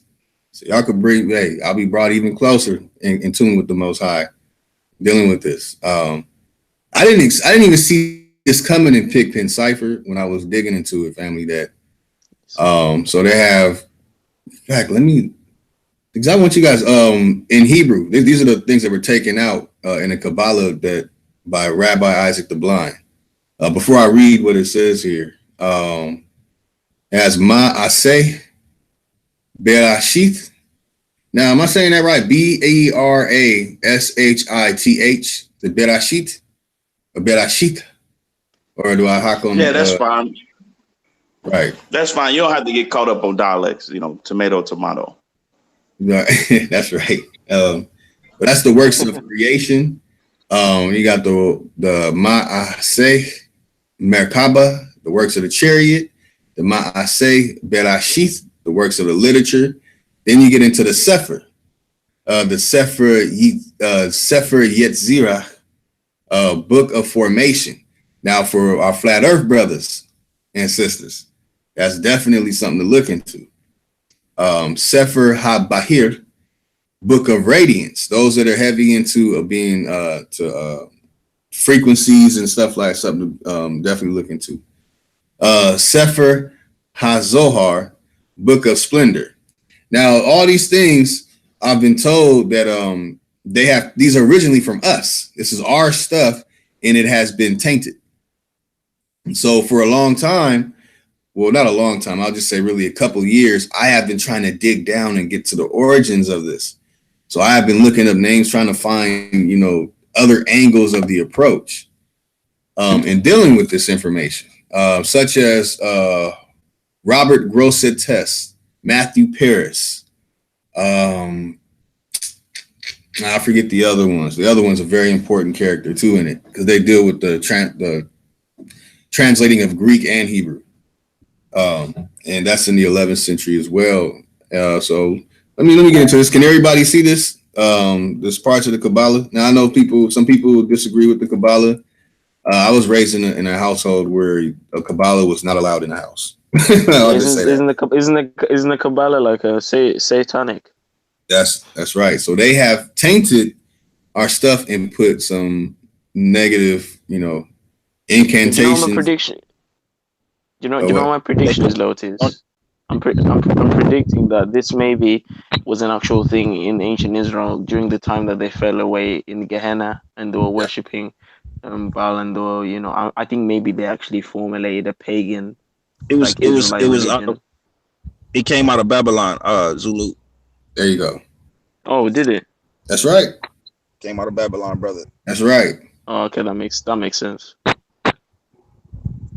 And that's why I deal with those names, because they're gonna tell you just that, exactly, that it comes from Babylon. It comes from Gilgamesh. It comes from the writings of Berosus. Man, I love it, man. In 1486, Italian Hermetic philosopher Giovanni Pico della Mirandola and Johannes Reuchlin, and dealing with the De Verbo Mirifico, you see that it's in Latin and it's not in Hebrew. So dealing with the conversion from Hebrew into Latin and Latin into Hebrew, then it was a lot of issues and things going on with that. But here is Isaac the Blind, 1160 to 1235 in the province of France. But get this, has an Aramaic epithet. Sagi Nehor, that's Aramaic, meaning of much light. In the sense of having excellent eyesight. Now, is that a contradiction, you guys? How is his name Sagi or Sagai Nehor, meaning of much light, in the sense of having excellent eyesight, but he's blind? That goes further into what was mentioned, that, man, this is a play on something, and that's an insult to Isaac. But let's dig in this, because this is tied into the Pigpen cipher as well, but just with the part that's dealing with Giovanni Pico della Mirandola and Johannes Reuchlin. But let's see. He was a famous writer of Qabala. He's a blind, famous writer of Qabala, Jewish mysticism, and we all know how we feel about the word Jewish. Some historians suspect him to be the author of the Book of Bahir, an important early text of Qabala. Others, especially Gershom Scholem, see his origins of the Qabala in page 253, characterize this view as an erroneous and totally unfounded hypothesis. He was the son of a famous Talmudist, Abraham ben David of Posqueres. Actually, it's Posqueres. The Bahir first appeared. So his father's name is Abraham. There you go. His name is Isaac the Blind, and his father's name is Abraham. Wow. Hey, if I could make these things up, I'd be a billionaire. Wouldn't be making $13.50 an hour. Y'all just gonna let that slide. And he has a nickname, Ra'avad. Well, what does that mean? The Bahir first appeared in the Middle Ages around 1200 CE in France. It discusses a number of ideals that became important for Qabala, and even though the origins of the anonymous work are obscure, there were important Kabbalists who were writing at the same time in France. The most influential of these was Isaac the Blind. He's blind, he's writing, and his father's name is Abraham with the nickname Ra'avad. Boy, oh boy, I wonder what Ra'avad means in Tamil and Hindu. I'm gonna look up. Now, many of you might have seen this image before. Now we're tying in alchemy. So Isaac the Blind's mystical concepts. And that's it. Look at the see alsos. We'll be dealing with the see also, but we'll be dealing with this. He considered the Sephirot as having their origins in the hidden and infinite level deep within the Ein Sof, or divine being. Now, a little subjective remark. Sufism, Sof. Interesting. Now, literature, that without end is where you will find the Ein Sof. He believed that from the Ein Sof emanated Machshalva, divine thought, which was the first supernatural quality. The rest of the Sephirot emanated from the divine thought. Individual beings in the world are material manifestations of the Sephirot, albeit on a lower level of reality. Mystic experience aids in reascending the levels of emanations to unite with divine thought. The most famous student of Isaac the Blind was, wait for it, Azrael. Somebody playing with us, are they? Or are they not? Oh my gosh. Somebody playing with us. Somebody playing reading Enoch. Somebody playing with us. Oh my gosh. What is this shit? So these are things to look into, and it's tied into. Wait, can I ask a question? What's the seller? For Sephiroth or what? Yeah, there's something about becoming the Sephiroth or seller, whatever it's called. Sephiroth. So or Sephiroth. Use Qabala. Let's see. Wow. Sephiroth redirects here for Final Fantasy. That's not what we're talking about. Okay, so Earth is equivalent to Sephirah or Sephirah of Malchut, which is associated with the Earth. Therefore, Earth, like Malchut, represents the oral law. And the oral law is the source of the spirit of every living being. As the verse states, let the earth bring forth living creatures, each according to its own kind. Interesting.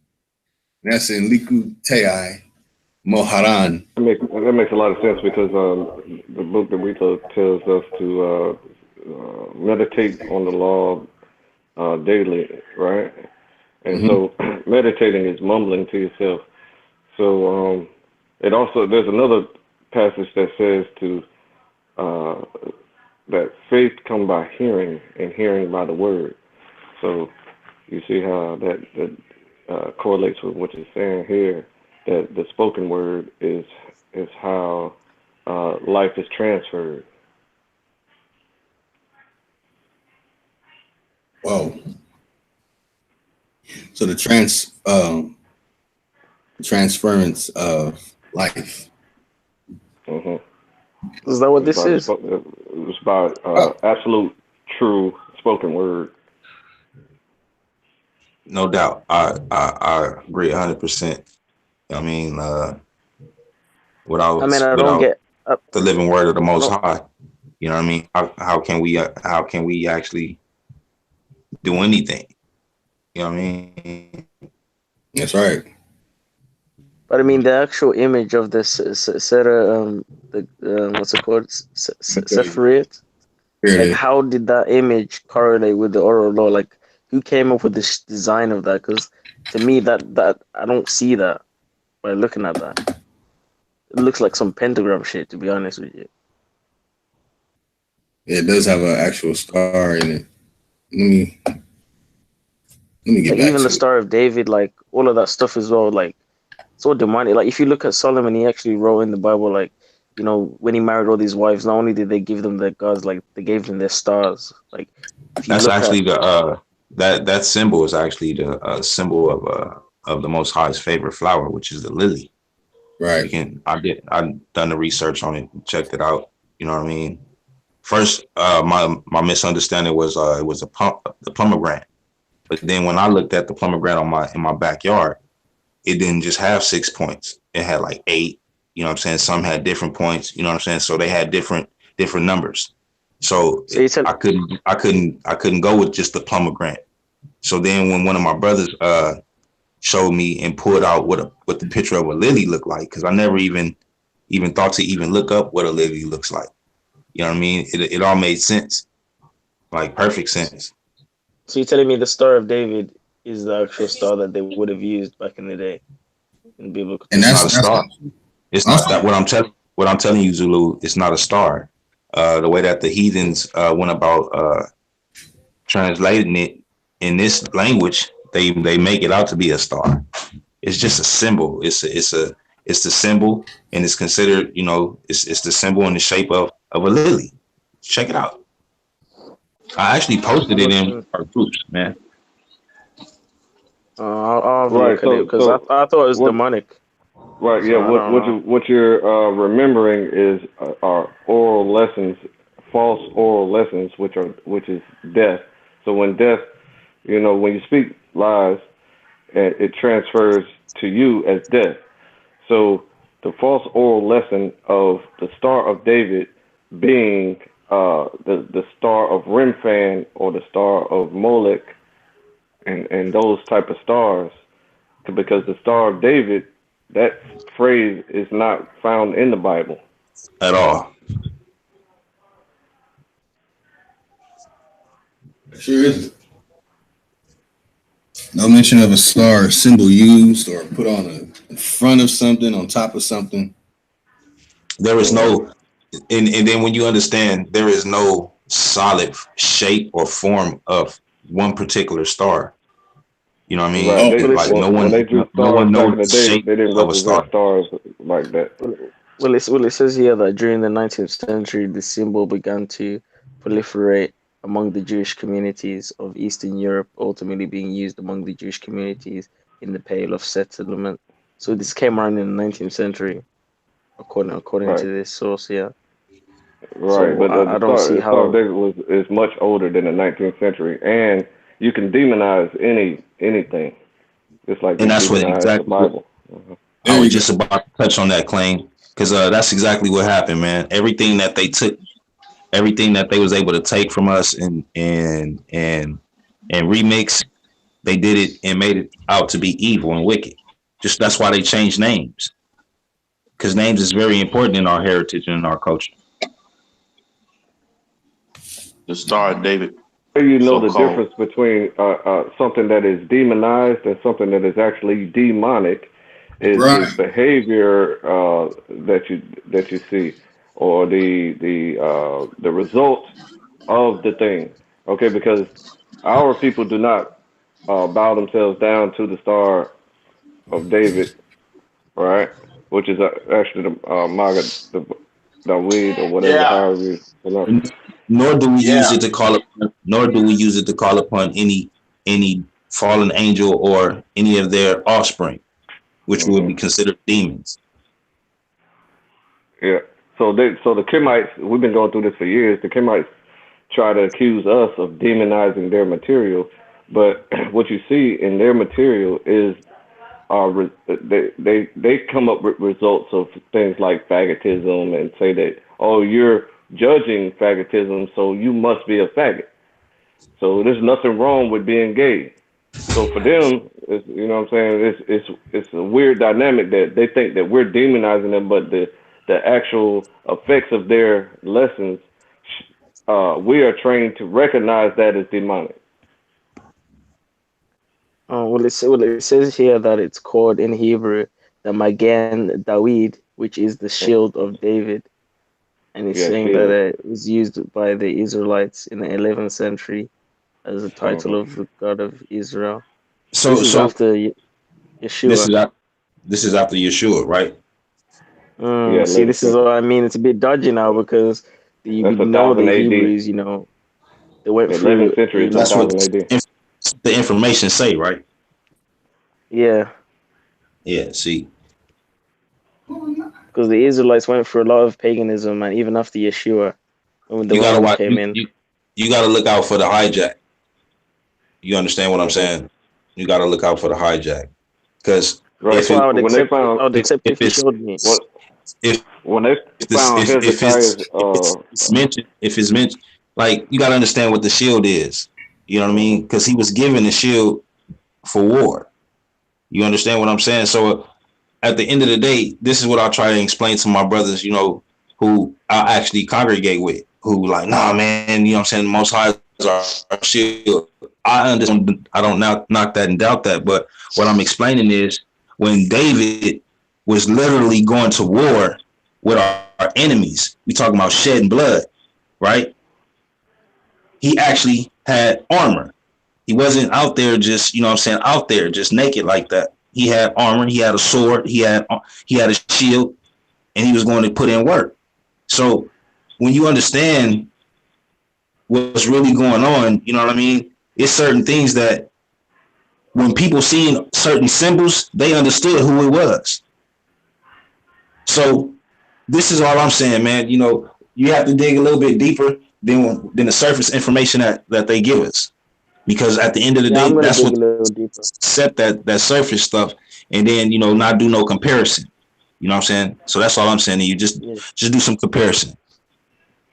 Yeah, you know what it is, Yeshua? Like, there's a lot of these Jewish symbols that I've never really seen mentioned in the Bible or emphasized in the Bible. Even like the candle, like the one they use in the temple, like you see these rabbinic Jews using these symbols all the time as if it's like, you know, an identification, like this is what we are with the Jews.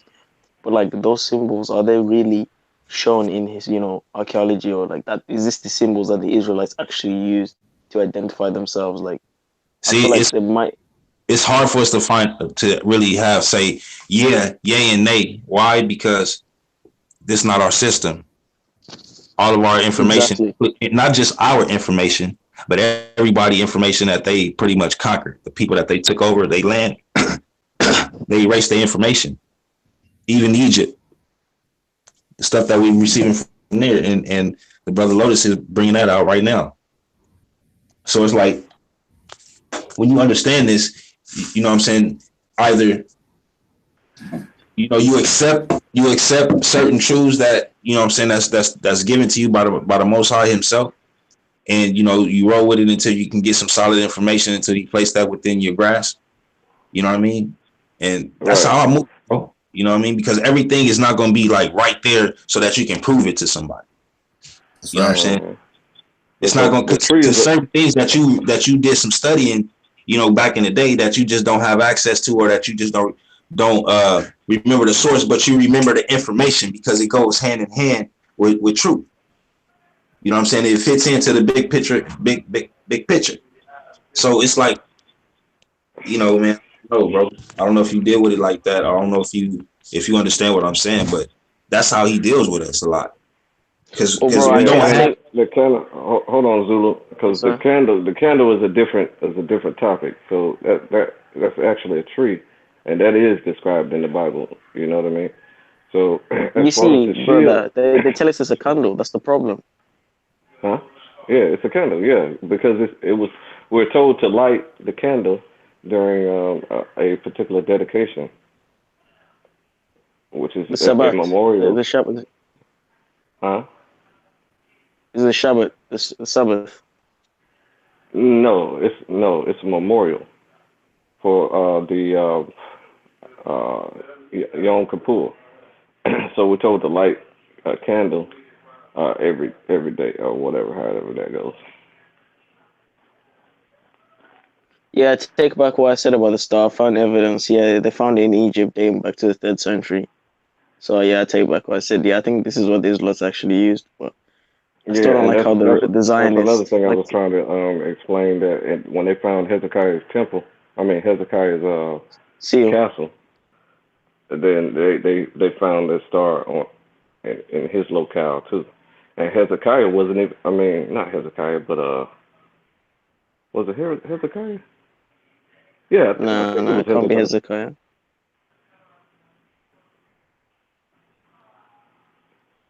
It's either Hezekiah or Herod. Don't quote me. It's one of those two. And when they found one of those two kings, which they thought didn't exist, they found that symbol, the lily symbol. They kept, people remix it and call it the Star of David. So it's known by everybody as the Star of David, but you got to understand what it really is. You can't just go Yeah, by I just popular consensus. you know what I mean, man. We can't trust these Zionists, man. We know that it's the the son tree of Satan, like it says in Revelation. Like that's why I get weary sometimes by using this symbology that they use. You know what I mean? Like I try to stay away from Rabbinic Judaism and Zionism as much as possible, personally. So when I see these symbols and I'm Yeah, ignorant about yeah. it, While they're hijacking your heritage and inheritance, do you know that the Jewishers run the entire earth? I'm talking about they're the rulers. Okay, okay. So this is what the leaders of the world meant to happen for the Israelites to rule the earth, but they gave it to the wrong people, and then once they gave it to them, wars went out of control.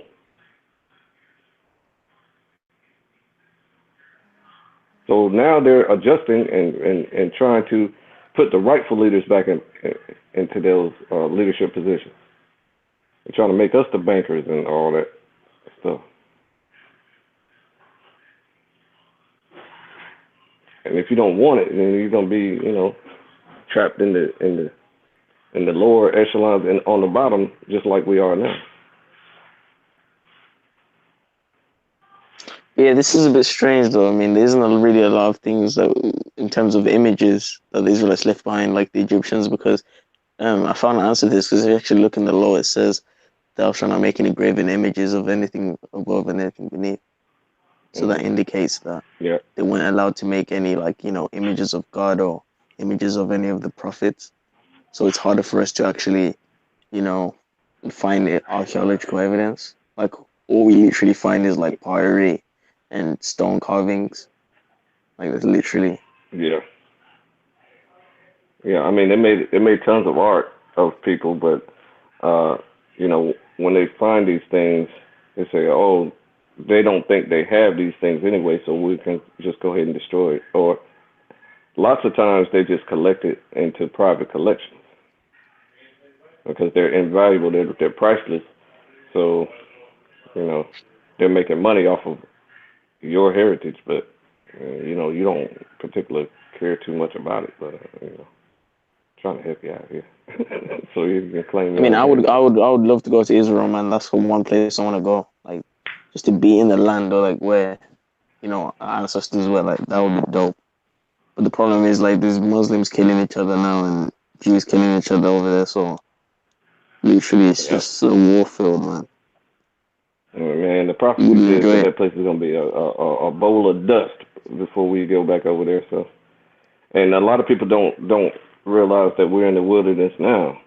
So they think that we're going to go to the wilderness, but the prophecy in Revelation says that uh, the woman carried us on the wings of an eagle away from the mouth of the serpent, and the serpent sent out a flood after the woman into the wilderness, and the earth opened its mouth and swallowed up the flood that the serpent had sent out.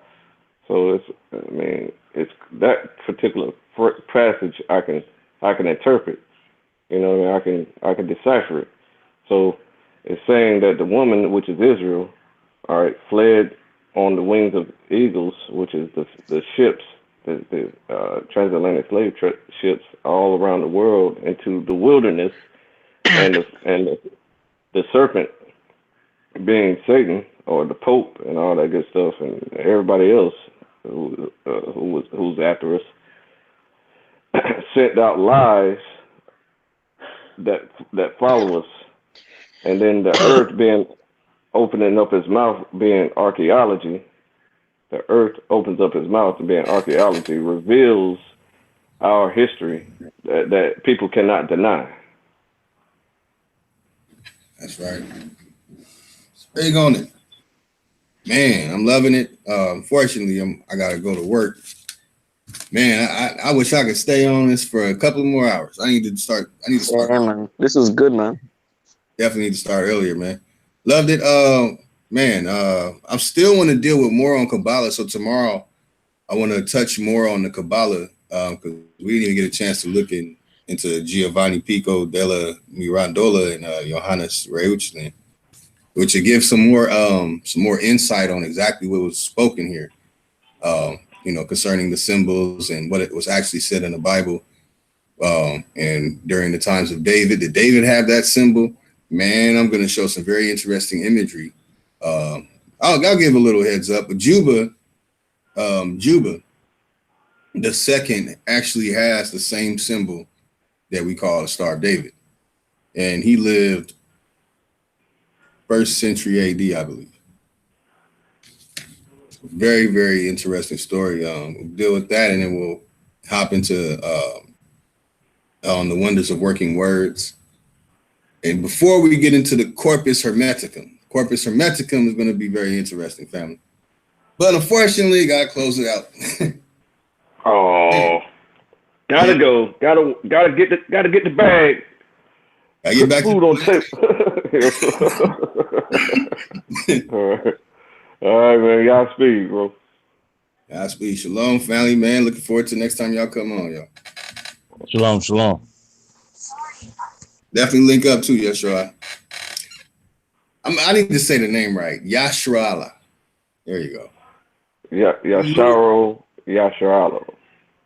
There you go. I mean, Yasharo. I don't even know how to say it. Yasharo, because he's got a new dialect that he found in Africa, so he's using that. Man, looking forward to hearing some of that. Looking forward to that. Brother Wazoo, Hebrew math. Y'all better get on that Hebrew math, man. I'm telling you. When we get into the crypto analysts and the cryptography, guess what's going to pop up? Definitely need you there. Definitely need you there when we deal with the cryptography. Deal with the binary code and all that. All right, y'all speak to the other two guests, Zulu and Izu. Izu. Yes, sir. Yeah, I need to get some sleep still. It's late over here in the UK. All right, man. Get some sleep, man. Look into some of the information too. Definitely, man. I'm definitely gonna look at the Qabala. Definitely. Yes, definitely look at the Rabbi Isaac the Blind, Father Abraham, his student. Whoa, you look up that name, you're gonna find it in the Fallen Angels. So I mean, that stuff is no coincidence. Yeah, something going on there. Yeah, just tell me when you add me to your next show and I'll join. Are you gonna do it at the same time? Same time. I might do it a little earlier because it'll give me more time. Now I have to rush to work. So I don't like rushing. So I think that instead of starting it at like 3:30, I might want to start at like 1. So at least around this time we'll be finished. Going over the information and be dealing with it. Yeah, I definitely want to sit in on that too, Lotus. So make sure you tag me in that. Yeah, definitely. Yeah, definitely gonna be in that. Yes, definitely. All right, peace, bro. Wait. I got to tag you in when I go in on NASA JPL too. Okay. That's what's up. Jack Parsons on trial. It is. Yep. All right, brothers. All right. Shalom, bro. Shalom. Thank you, everyone, for coming and tuning in, taking your time to partake here as we went over the information and shared on the platform with the brothers. here on Lotus Television. And we'll be back tomorrow. We're going to come a little earlier tomorrow, and we'll be finishing up on the Qabala and going into Corpus Hermeticum. And Corpus Hermeticum, we're going to come across a lot of different stuff, like Hermes Trismegistus. We're going to run into Hermes Trismegistus again, that was in Crateropoa. You're going to find that in each and every single one, the Crateropoa, Pigpen, Cipher, cryptography, that they all have connections. And they all have connections to a lot of variations of other things. So thank y'all for coming in, taking your time, chilling. I got to go to work. Hey, happy to share this information with y'all. And peace. See y'all tomorrow.